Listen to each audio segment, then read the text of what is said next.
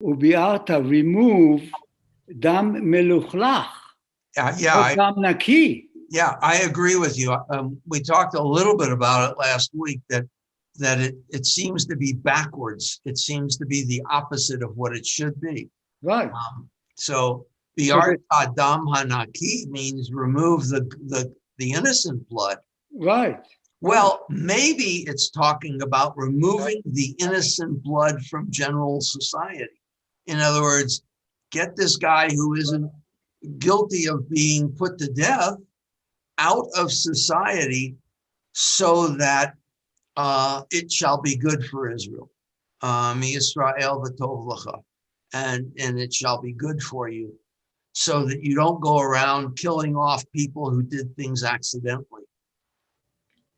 In Hebrew today we say biarta pesha me'ayir, and you would remove or clean the crime from the city. So it seems like contradict what really the intent of the verse here. That's what I want to say. Yeah, I agree. It could have been a lot clearer, because you don't know whether it's in favor of the innocent, or if you read it literally, it would be like against the innocent. Exactly. Biarta dam hanaki, Yeah. remove the innocent blood. Right. But I think what it really is saying is remove the innocent person from society so that the Goel, the Redeemer, the Avenger, won't kill him. Oh, I see. Won't take vengeance. Okay. So in other words, let him go to the city of refuge, and then the blood of the innocent won't be spilled. Okay. I think that's the sense, but I agree with you. Next time we write the Bible, we're going to have to change that part of it. So now, Ray, just a minute. Yeah. I don't agree. I'm here to say I do not agree, because we spent a lot of time on this last week, and I came to the conclusion, and you agreed, that the innocent blood is a symbol of the murder, and what we have to do is get rid of it. Who does it bother? It doesn't bother the person who committed the murder. It bothers the innocent people. So the innocent people are the ones who have to clean up the mess, and then it'll be good for them. Otherwise, the mess is still going to stay there.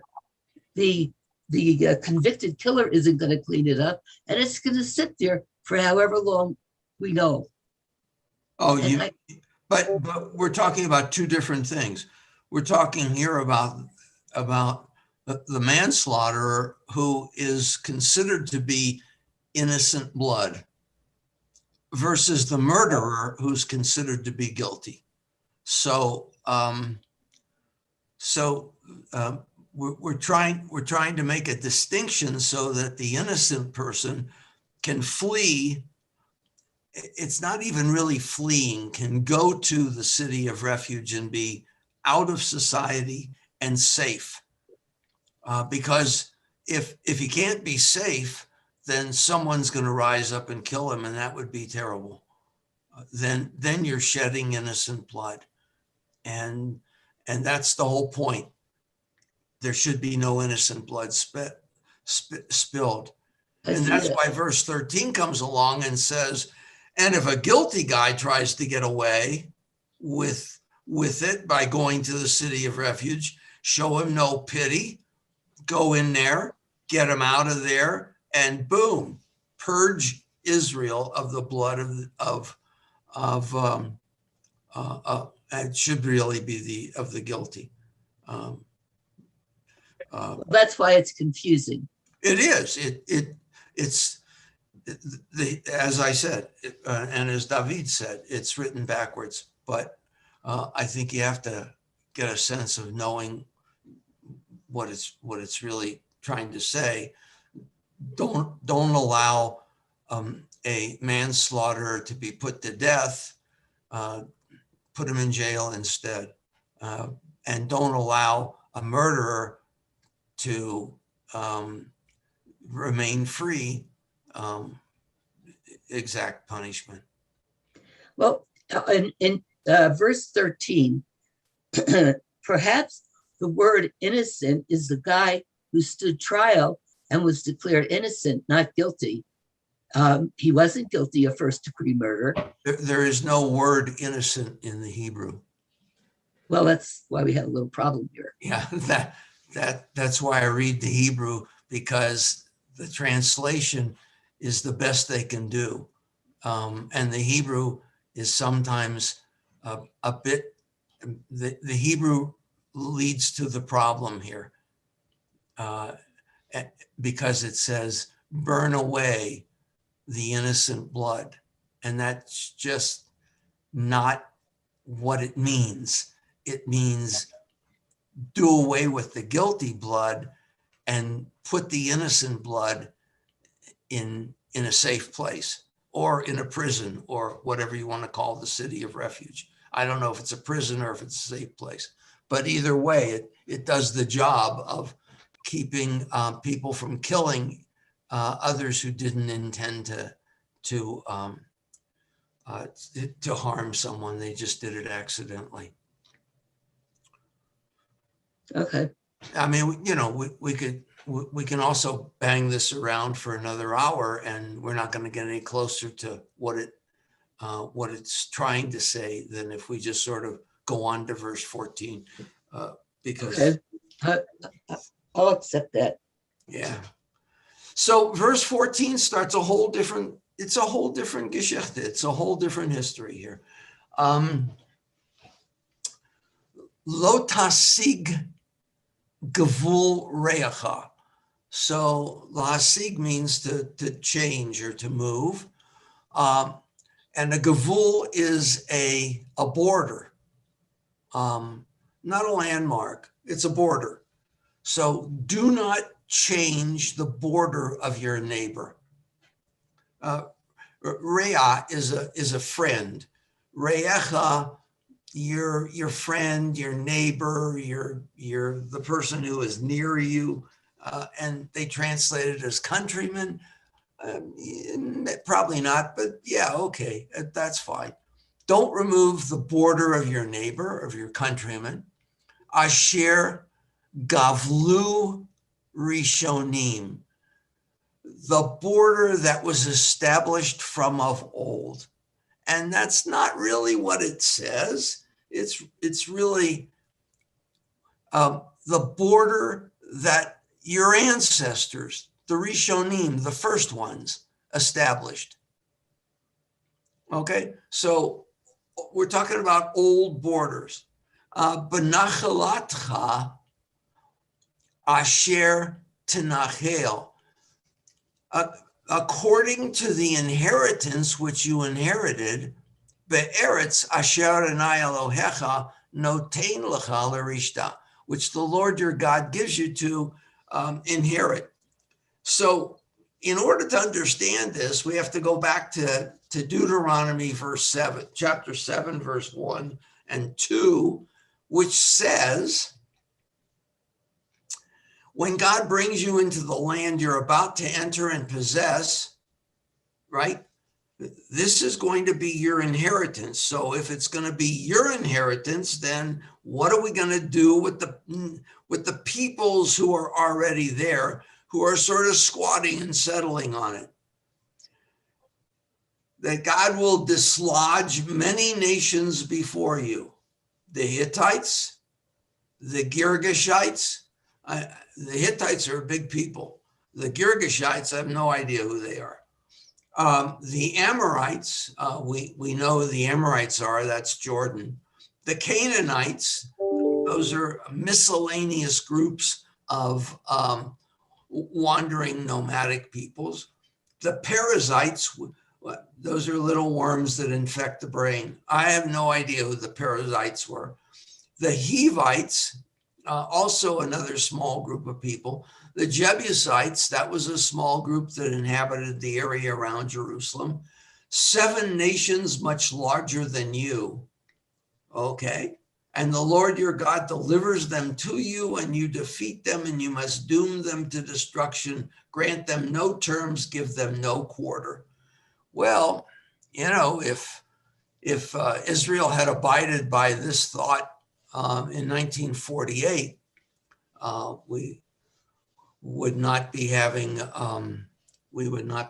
discussions about Palestinian elections or about Palestinians altogether. That would have been a moot issue. But the world has a way of figuring out other ways of hating Israel. So they'd have come up with something else if it wasn't the Palestinians. But here, the issue is all these peoples, these 7 nations, are going to be driven out. The Midrash and the commentaries on this say they're not going to be driven out all at once, lest wild animals come and inhabit the land. You can't just get rid of a lot of people and leave the land barren. That's an invitation for wolves and lions and all kinds of other animals. So slowly but surely, each one will be pushed out, and you will take possession of the whole land. And when you take possession of the whole land, it's going to be distributed to you. I mean, this is part of the conversation we had last week with Steve. It's going to be distributed to you, and each person is going to have a gavul, a border. And you must not remove those border marks. Those borders are now sacrosanct. And any comments on that? Because I want to take it one step further. But any comments on landmarks?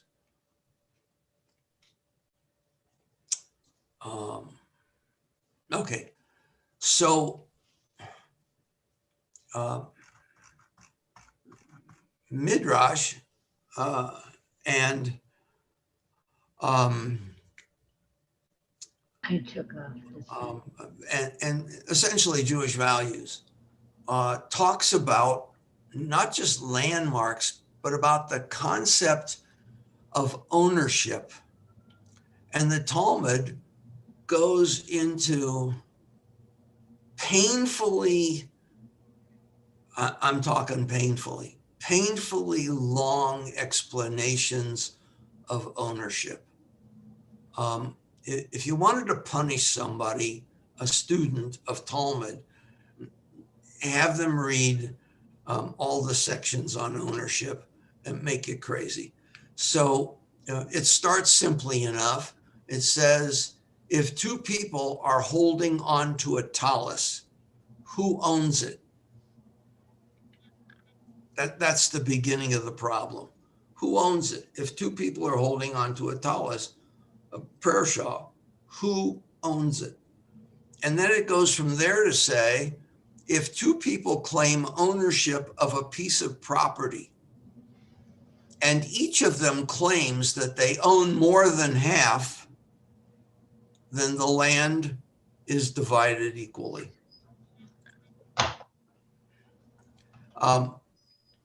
In Jewish law, there is no such thing as finders keepers. If you find an object, you must try in every way, shape, and form to return the object to its owner. If that object happens to be a living thing, like an animal, then not only must you try to return it to its owner, you have to take care of it until you find its owner. That is, you're responsible for keeping it, feeding it, cleaning after it, maintaining it. You cannot sell it. You cannot offer it as a sacrifice. You cannot necessarily benefit from it. If it happens to be a chicken, you can obviously eat the eggs, but if the chicken can ferment the eggs, that is, if the eggs can give live birth, then you have to also keep the chicks for the person who lost the chicken. even into the third and fourth generation. Now, what happens if you if you happen to settle on a piece of land? We had this in the United States with the purchase of the Louisiana Purchase and with the westward expansions after the Civil War. Everybody was able to.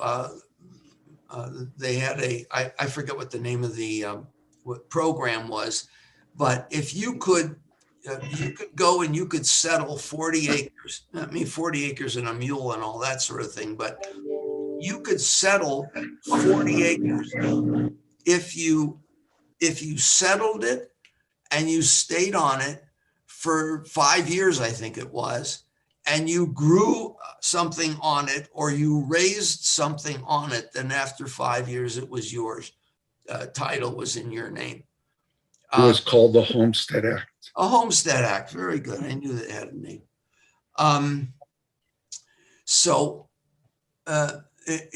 In Jewish law, in Talmudic law, there was also squatters' rights. If you settled a piece of land for 3 years, it was yours. Now, what would happen if you came and went? In other words, what if you only settled it for 4 months in the first year, 12 months in the second year, and 4 months in the third year? That was also acceptable. It was still yours. That was considered 14 months, 16 months out of the 36 months was enough. Commentaries on the Talmud then say 14 months would have been enough. So if 2 months, 12 months, and 2 months, that also qualifies for homesteading, for settling a piece of property, and then title came to yours. Rabbi, when you mentioned first who owns it, I was going to say the bank. Oh yeah, right. Except there weren't any, right? So now the question is, the question of ownership it gets a little more complicated when it starts to involve values. And there's a branch of Jewish studies called Musar, which means ethics. And it seems to be one of the hot topics of study nowadays. The rabbi who founded the Musar movement was a guy by the name of Israel Salanter, and he founded it somewhere in the 1600s. And it had a great deal of appeal, especially in the 1700s when the early Hasidic movement came into being under Israel ben Eliezer, the Baal Shem Tov. So the concept of ownership in Musar, in ethics, has to do with a principle called Hasagat Gvul. David, you've heard that, right? Every day. Yeah. So Yes. explain what Hasagat Gvul means. I'll defer to you or Steve.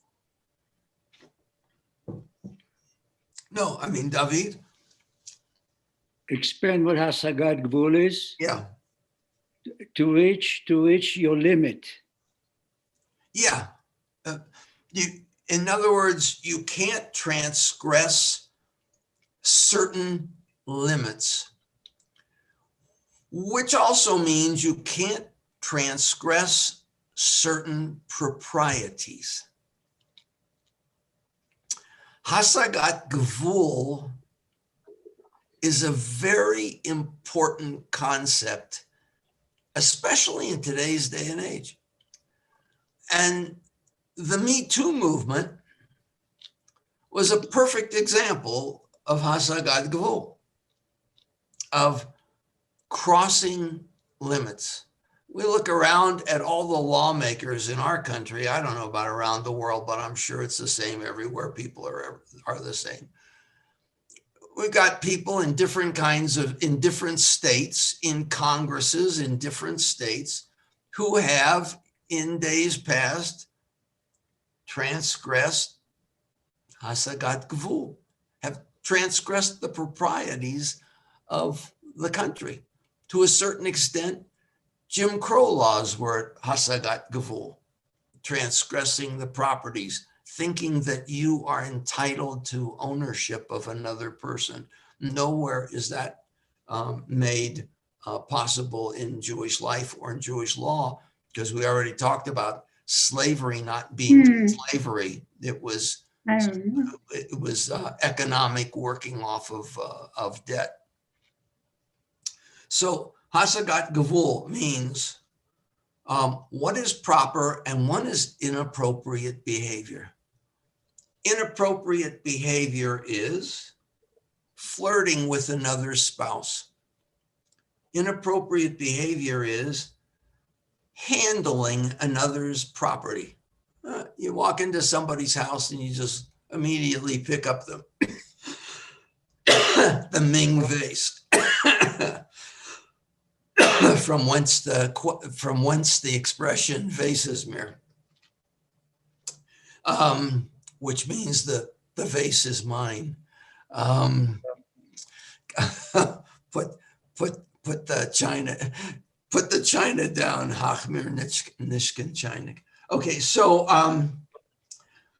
the handling another's property, grazing on another's land, making use of something that doesn't belong to you without permission is Hasagat Gvul. Drinking from another's well. The water may be everybody's, but the well is not. The well has ownership. As Torah tells us, when Abraham digs a well, somebody else lays claim to it, and Abraham says, look, I'm going to give you 7 sheep. And when I give you these 7 sheep, that will be our agreement between us that this well is mine, that I dug it, and it's no longer yours. You may not drink from it. And that's where the city of Beersheba came from, the city of the 7 oaths, or the 7 wells. Beersheba means 7 oaths, 7 wells. Wearing another person's clothes without permission is a Hasagat Gvul. Pretending to be someone else is a Hasagat Gvul. Pretending to own something that is not yours is an example of Hasagat Gvul. Making a false claim intentionally is transgressing a border. This has implications in business, making a loan application. Oh, well, we got a past president who's involved in this stuff. Making false claims in order to get a loan, making false claims in order to get ahead in business, making false claims on a dating app. Oh no, I'm 31, when in fact you're 96. Making false claims when running for office. Making false claims on a college application. Anything that is, well, I mean, it borders on a lie, and in some instances it is a lie, but sometimes it's just inappropriate behavior. And quite frankly, this also involves things like embarrassing someone in public. That is a Hasagat Gvul.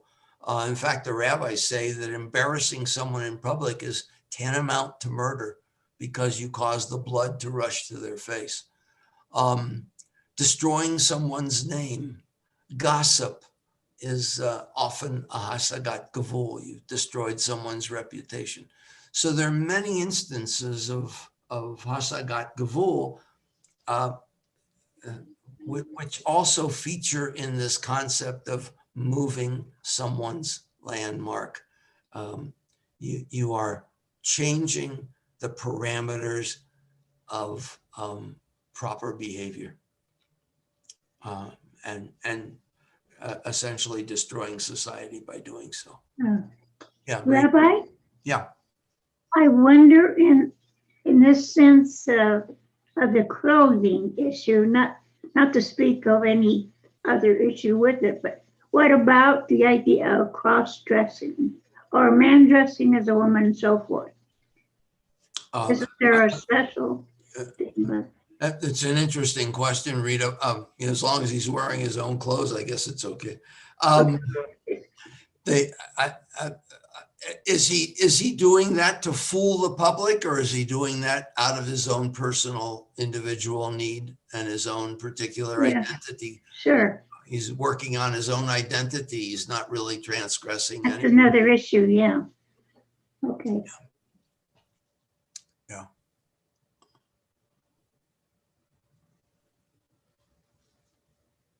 Yeah. Anybody else? Go ahead. Rabbi? Yeah. Two comments. I think the concept of propriety, impropriety, ethics, and the concept of this land is yours, so when you come in, you give no quarter. Those concepts are contradictory. That they are in conflict with each other, and I can live with that. But it does seem to me that the rules of propriety and ethics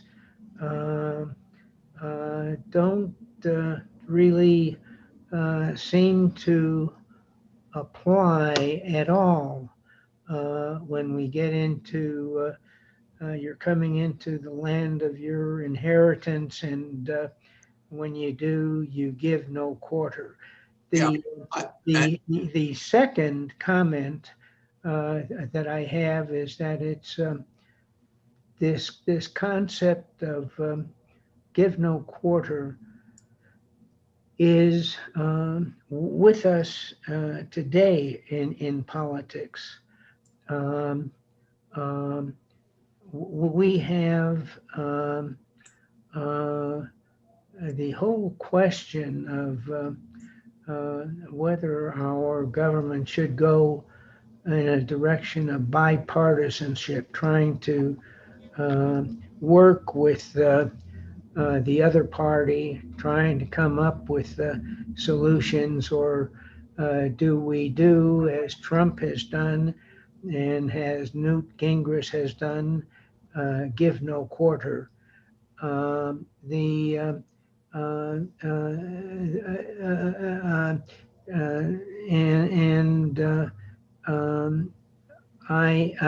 think it's important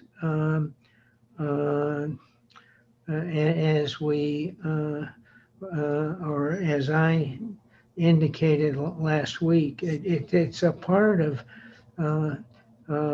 my belief that there are very few, if any, absolutes in life. There are times for this and times for that. There are reasons for this and reasons for that. And this whole concept of give no quarter to the other side, and do what you have to do. A great deal can be said in favor of that. And as a matter of fact, there was a very good editorial today in the New York Times on that by a professor And there are some goods that can come out of the fact that each party should, if they want to go forward, they owe the public the obligation of being clear with where they're going.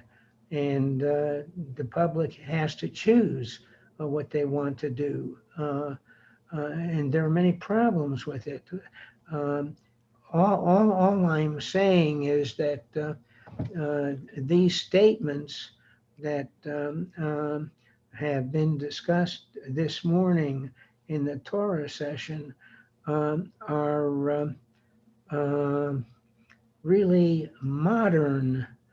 They are with us today, and it is amazing that humanity and life continues over thousands of years, and many changes, etc. It is amazing how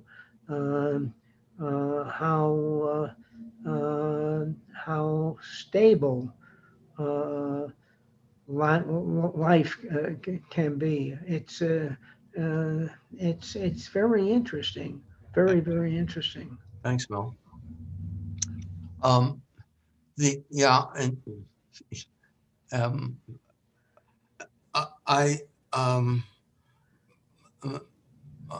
a great fan of irony.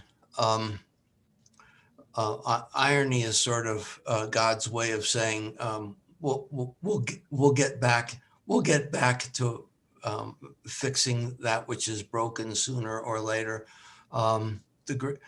The most interesting piece of irony that I've thought of recently is that Mitch McConnell did his darndest to keep Merrick Garland from becoming a Supreme Court justice, and he ended up with him being the head of the Department of Justice, which is his worst nightmare. So that's sort of the latest little piece of irony that comes down the stream. Politics is kind of a dirty business. Politics is a strange bedfellow. Yeah, exactly. Rabbi, Yeah. can I make a comment? By sure. Okay, first of all, back to the Homestead Act. Yeah. 10% of the United States was given away in those acts, and over 1 million people, I think 1.2 million, 1.3 million, ended up getting land, but 10% of the entire arable land of the United States was given away. Back to this Torah portion.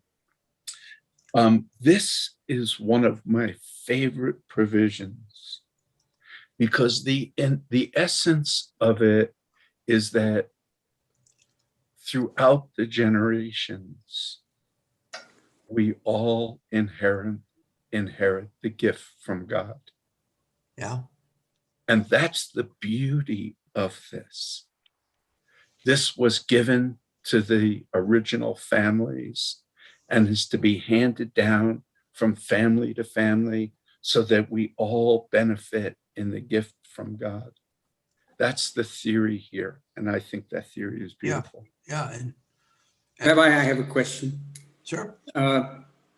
Suppose that you're a doctor in a small town and you're not really capable of caring for everybody in the town because it's grown, so it's exceeded your potential. Now another doctor comes into town and takes away some of your patients, but he's doing a service to the town because now there are two doctors. So does the first doctor have a claim against the second doctor, Hasagat Gewalt, because he's stolen something from him, namely his patients? Does Does McDonald's have a claim against Arby's when they open a shop a couple blocks away and take away customers from McDonald's? Tell me. I don't think so. It's business. The first doctor should do a better job and keep his patients. The second doctor, or he shouldn't charge as much. And so the second doctor is really in competition. Now, when it becomes Hasagat Gavul is when it's a nonprofit situation. So I'll give you an example from my life. When I started Temple Sinai, I had just come from Temple Emmanuel. And I thought that it was morally incorrect. It was a Hasagat Gavul to in any way, shape, or form try to convince people who belonged to Temple Emmanuel to join my congregation. So actually in the first year of our congregation, I wouldn't allow someone who I knew was a member of Temple Emmanuel to join Temple Sinai. I wouldn't allow it because if we're still around the second year, and then you want to join, then you're doing it for you instead of for me. Because if you're doing it for me, then you're really then I'm transgressing a boundary, and I just thought that would have been unfair, and so the second year, now it's your choice. You do what you want. Now I'm Arby's and you're McDonald's. It's okay. But in the first year, I was Temple Emmanuel light, and now I'm Temple Sinai. And I didn't want people to come running over because this is the new thing and the young thing and all that stuff and the exciting thing. So, Rabbi, I was at Emmanuel for 23 years, as you know, and I knew Rabbi Rhymes, took classes with him, almost went to Israel with him. He never said, Alan, you're going to join? No, that would have been unethical, I think. Yeah, we don't set up on street corners and sell memberships. So, but maybe we should. No, but we don't. So I think to answer your question, so Les, if you're both in family medicine, yeah, then you're sort of both providing a service, and people get to choose which service they want. Now, if you're a if you're a brain surgeon and he's a urologist, and people go to him, for brain problems. Because they thought the urologist was a neurologist, that's their problem. That's right. And you could say, you've got your nerve. So piss on it. Rabbi, however, that the doctors take the Hippocratic oath, and to treat their human beings, take care of them, I don't see anything wrong with that. The town needed another doctor because the first doctor could not handle it all. Yeah, that's right. So that's right. I mean, as the city grows, more competition comes in different forms, and that's almost the way it goes. I mean, it should. Now, if it's a second undertaker, that's a different story. Well, we have that too. So we only had one Jewish undertaker for a long time, for 70 years, maybe 80 years. I don't remember when Feldman started, but I'm sure it was well before Aaron Cohen. I think there was somebody before Aaron even. So I think it was 70 years ago Feldman started. So as soon as Jim became the head of Feldman's mortuary, all of a sudden Shalom came into being, and now Feldman's, the Jewish mortuary, has competition from Shalom. And so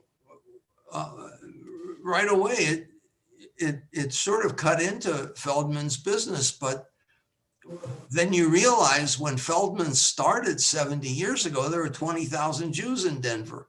And when Shalom started, 20 years ago, there were 100,000 Jews in Denver. So it's a totally different ballgame. It's like, the need really might be there for more Jews. Well, of course, the old joke, man had two synagogues on his island, and you would say, see that undertaker over there? I don't want to go to him if you paid me.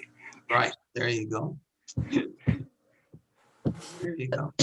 Ray, according to Feldman's, they actually added a service to build their business. They said that they would bury interfaith couples. Well, they always have. It was never a problem of whether Feldman's would do it. Feldman's will bury not even interfaith couples. I mean, Feldman's would bury a Buddhist and a Muslim. It's a mortuary. Rabbi Z, hold on a second. They have a different company within the company called Generations. Right. And that's for the non-Jewish community. And they've been doing a very nice job with people who are unchurched, unaffiliated, and I've worked with him there. So it's a good business. He tries to keep Feldman's as his Jewish end, and usually someone's got to be connected to a Jewish family partner, whatever. And then if no one is Jewish, then they use Generations. Yeah. So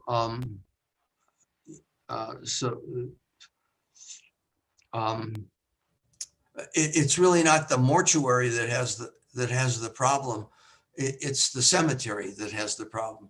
Right. So at Rose Hill, and I'm pretty sure at Golden Hill still, and at Mount Nebo, they don't bury non-Jews, but at Fairmont they do. So Fairmont becomes the cemetery of choice for interfaith families and non-Jewish people. But here's the problem with Fairmont. Fairmont's running out of space, and quite quickly. The one cemetery that would have a real hard time running out of space is Mount Nebo, because they've got that whole, 50 acres or whatever it is across the street from the main cemetery, and they own that. So they projected 300, 400 years worth of room, and Fairmont is projecting it by the, I think, decade, maybe another 10, 12 years before they have to think of another place. And and I know that other place is going to have to be way out of town.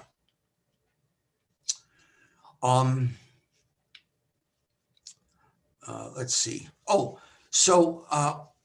It's interesting that this whole idea of the moving of the landmark is only one paragraph. It's only one verse, and suddenly we're into a totally different subject. So we've gone from manslaughter to murderer, city of refuge, to the borders of the land and the borders of the people, and the individual borders, don't move them, to now the whole concept of witnesses. And witnessing also takes up a whole lot of space in Talmud. And it's not always very clear. But some things we know for sure. And that is that a single witness is not sufficient to convict. Talmud teaches us that a witness has to appear in person. One cannot be considered a witness through a written letter. Even if it's notarized, what have you. I mean, they didn't have that concept of notarizing in the Talmud, but there has to be a process of cross-examination. So you can testify through a letter, but you can't witness through a letter. You can testify if you're a woman, but you can't witness if you're a woman. You can testify to certain things if you're a deaf mute. It's okay to be deaf. It's okay to be mute. But if you're a deaf mute, then you cannot be a witness.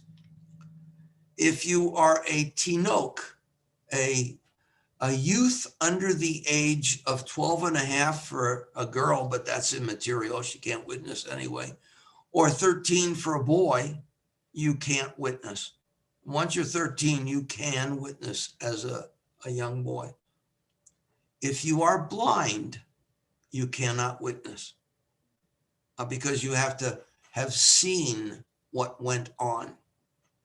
Not just heard, but seen.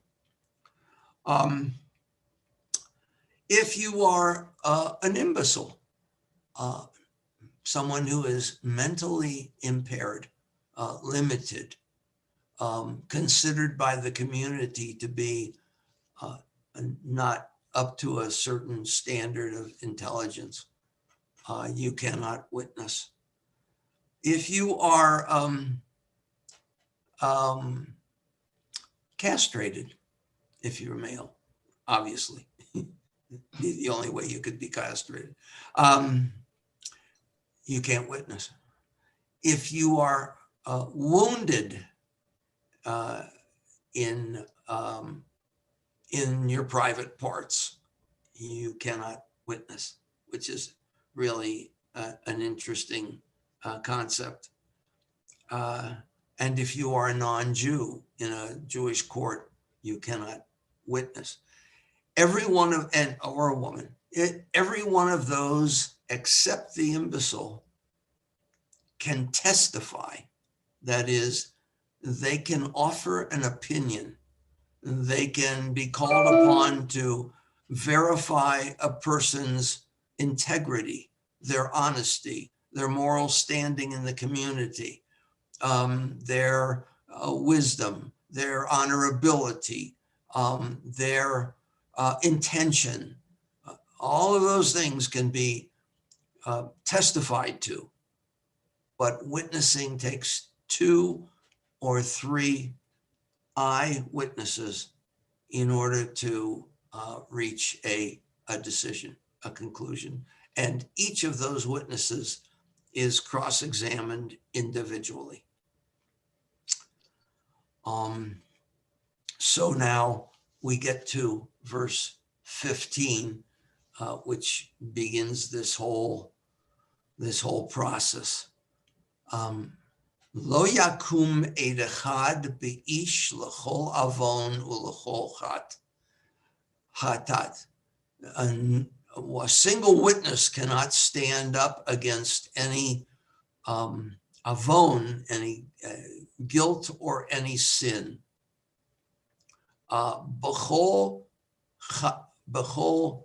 should be chait, but it looks like chad. B'chol chait asher yecheteh, or yechetah, should be yecheteh.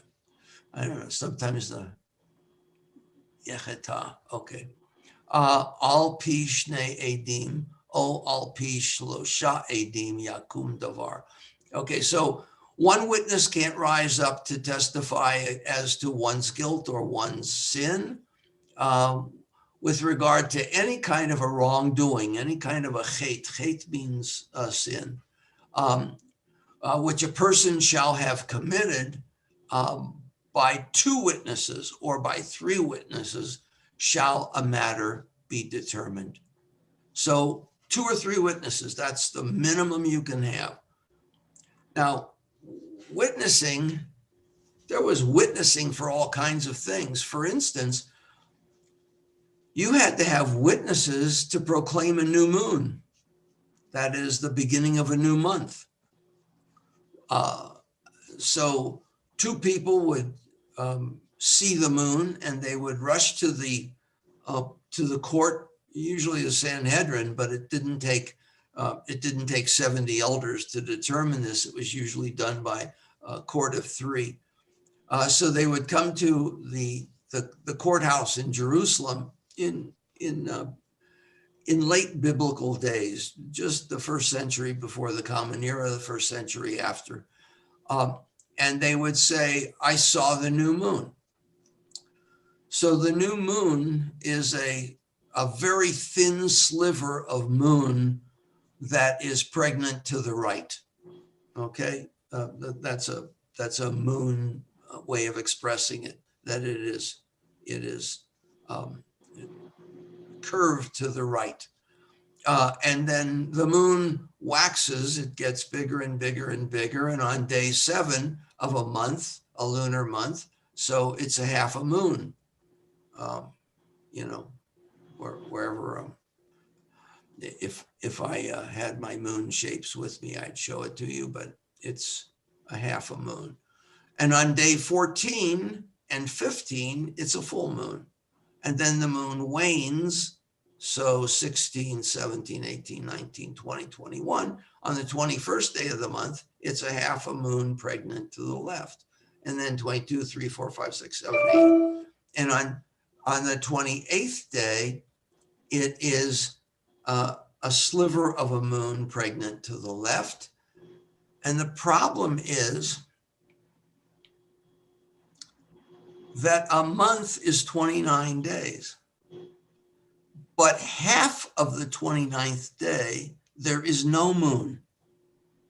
Now, if that half of a day happens to be during the daytime, no problem, because that night the new moon will appear. But if that half of a day occurs at night, you don't see a new moon on the first of the month. The first time you see a new moon is on the second day of the month, which is why an extra day was added to holidays, just so that you would know when a holiday really occurred. Because if you couldn't see the new moon, you couldn't tell it was the 14th day of the month later on, or the 7th or the 6th or whatever it was. So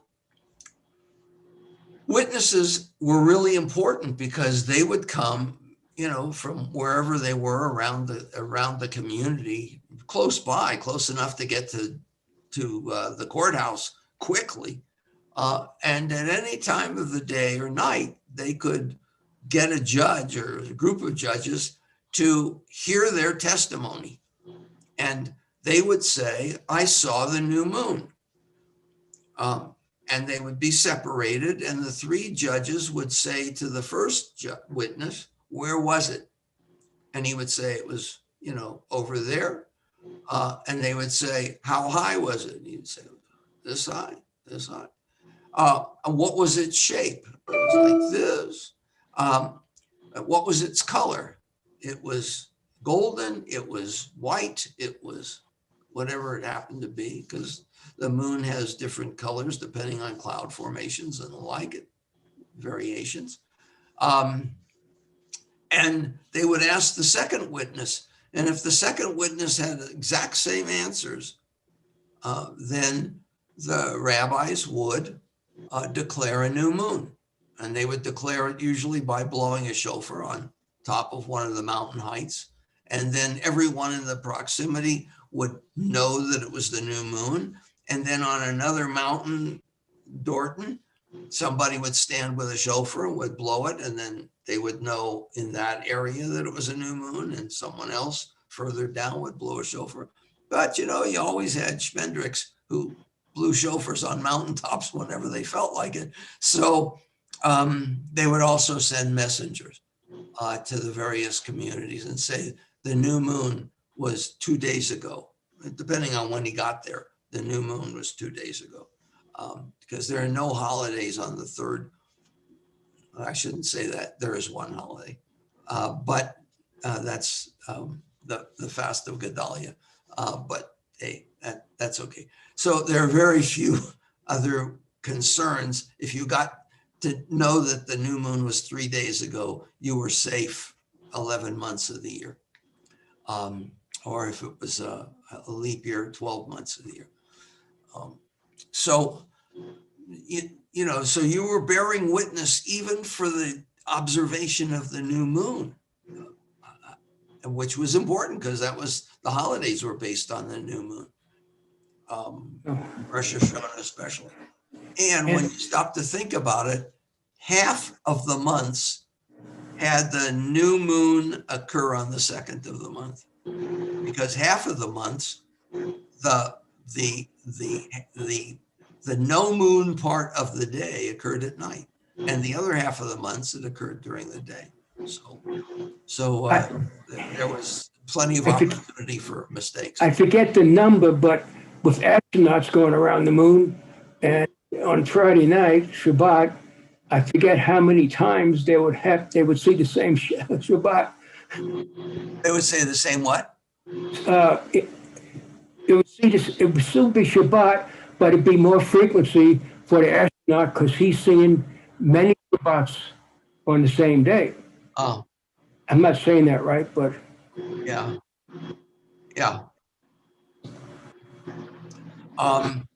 So now we're talking about any other kind of crime. Any crime whatsoever had to be that came to a court of law, whether it was criminal or whether it was civil. 2 witnesses or 3 witnesses would be required. Now, the judges loved more than 2 witnesses, because if you had 3 witnesses, any one witness can invalidate the testimony of all the rest of the witnesses. If you had 50 witnesses, one witness could invalidate or make moot the testimony of the other witnesses. However, a false witness had more tsuras than he needed. So, and we get to that later on, but a witness had to swear that he was telling the truth, and he had to, take an oath that he was not going to witness falsely. And it was also one of the 10 commandments that he would not witness falsely in a court. And Rabbi, I'm wondering how this applies to women. They aren't allowed to be witnesses. Suppose a young woman is sexually assaulted. There was no one else there. She doesn't have maids. Her mother was in another part of the house, or she was out walking to the well and got dragged off into the bushes. There are no witnesses. So he said, she said, oh, well, perhaps so is harmed. She's not harmed. Yeah, it's a difficult situation. The Talmud says that if the event takes place in the city, it is assumed that she was not raped because she could have screamed or she could have cried out. If the event takes place outside of habitation, outside of an area of habitation, then she is believed. But I do not know what that means. First of all, in biblical times, it would be unlikely that a woman would claim that she was raped, because it would, if she was married, it would interfere with all kinds of things, including her ketubah, because then the husband could be suspicious that it wasn't rape. We're talking about earlier times, earlier than 10 years ago. Would have been earlier times. And literally 10 years ago would have been earlier times. And that's about as far as the Talmud goes. Now we have one case in the Bible in which brothers believed their sister. Yeah, I mean, we know the story of Dinah. So the second and third brother of Dinah, Simon and Levi, rise up and they deal harshly with Shechem and his father Hamor and the city of Shechem. They sort of trick them and then destroy the city, kill all the men for the rape of their sister. But that might have been Dinah, the tribe, and that the tribe had been attacked. This weaker tribe had been attacked by the tribe of Shechem, the Shechemites, who drove them off their land. And then the tribe of Simon, the tribe of Levi, rose up and destroyed the tribe of Shechem and gave Dinah back her property. I mean, that might have been that story as opposed to the personalization of that story. So, a woman could make the claim, but if somebody had witnessed it or had heard her scream and had come running and had seen someone flee, they could then testify. If they had seen any part of it or had seen her in whatever state of dishevelment she was in after the act, you're right. She would no longer be marriageable.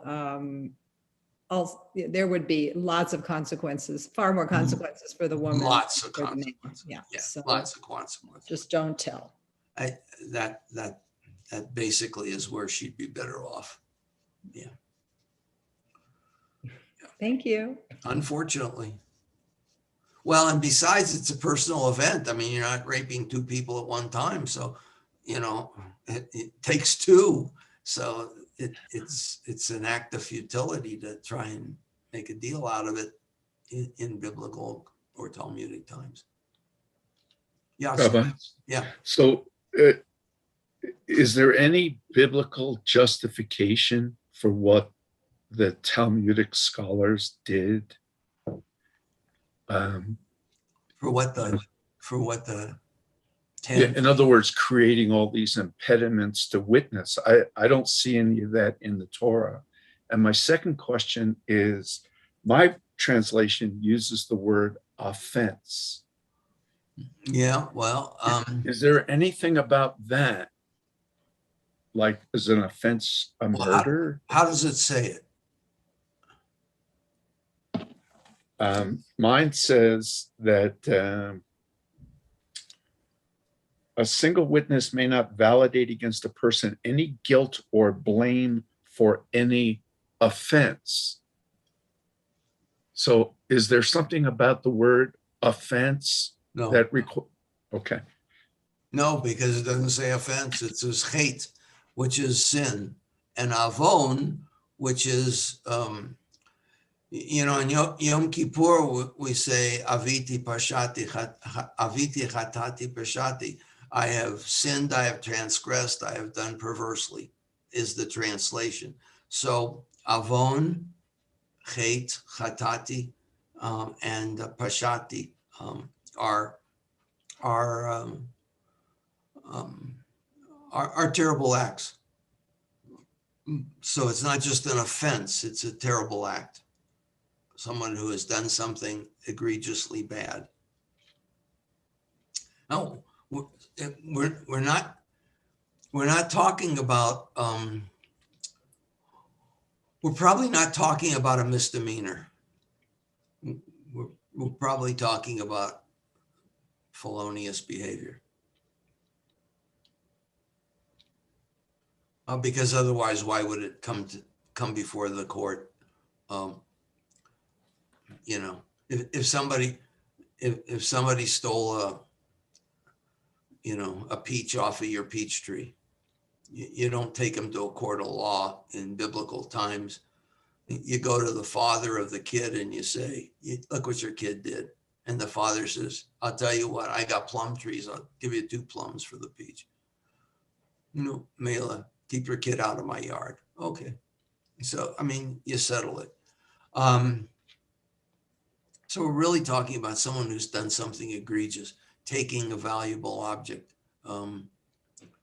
taking a bull, taking a cow, claiming something was yours and it wasn't. So or somebody that did something, somebody who lit a fire and the fire got out of control and it burned someone else's crops. 2 witnesses saw him light the fire. Now you got a case. Rabbi Kay? I was thinking about what is going back to think about the, everything you said is correct unless you live in a condo association. Because if you live in a condo, you'll find out soon, Rabbi, you can't put up your sukkah until your neighbor will give you an argument. You go to court, and the judge will tell you got 7 days to get it down. But you'll repeat it every year. But what constitutes? I mean, I was going back to a further, because I'm a hotel person. I spend too much time in hotels, and the notion of asking someone to offer testimony and witness is just an interesting concept. Coming back to swearing testimony, and the notion of witness, about the power of community, has always been woven into our texts. It's not only the priest can offer testimony. It's leaving gender alone because of how Torah was written, that anyone could offer testimony, and you had to offer hospitality. When people came in to offer, they were put up at the inn. The city of, where was the first place that they had holiday inns? Bethlehem. Because it's the house of bread. Yeah. And they fed people. So it's just an interesting, we come back to that. And what are these cities of refuge? They could have just schmeiss people, but there was a sense of Rahmanas. So, Torah is a very human, this comes back to a lot of things Steve Tick says often. Torah is a very human thing. It's about relationships and how you balance those relationships and find where's din, law, and where's rachamim, compassion. And this whole section is about that balance. And then even recognizing it's not the language you use, those who are differently abled, those who have physical, what makes someone as, a viable witness, that if you have some level of impairment, you can't. And then this notion of just community. So this is an interesting section of Torah, because I think, me, where we go with this is, as we get towards, I don't know if we'll do it this year, following year, 5 years from now, we come back to the Genesis themes about the nature of human relationships. And that's Rabbi, I was going to say, I'm a neighbor, Rabbi, and the problem is sometimes the person moves from a house, of course, and the condo's not a house. You have to agree to the rules. And because if you did it, then someone else will do whatever the infraction is, and it gets out of control. So, I'm reading this this issue a guy has in a condo association. His doorbell breaks, and he puts in a Ring doorbell. So the condo association says that's fine. So now he puts a Ring doorbell on the back of his patio because it looks onto the parking lot. And the condo association says he can't do that because that wall is common property.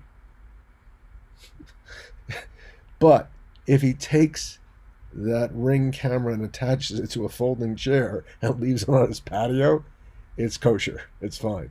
And it's like, unscrew the light bulb from the refrigerator on Shabbat and you're okay. But it's just, we live in a very strange world of law and community.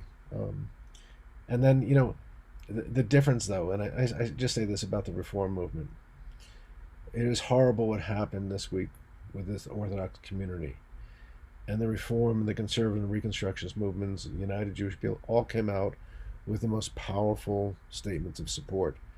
But God forbid something should happen to the Reform community. It's because we desecrate God's law. It's not, as you opened up, Rabbi Z. It's not equal. They can do no wrong, and it's, from my view is when these people violate the stuff on El Al, they should throw them all off the plane. But so on that positive note, it's Shabbos. Well, that is really a Hasagat Gevul, if the truth be known. Oh, if you've ever flown with this group of population on you got to come in being a warrior. It's the story. It's the story of There's an old story where the woman gets on the plane and she rings the bell and she says to the flight attendant, "I'm sorry, but there's a Negro man sitting next to me and I can't fly with a Negro, and I insist to talk to the captain." And the captain comes out and says, "Mrs. Smith, I'm so upset. Mr. Jones, I'm moving you up to first class."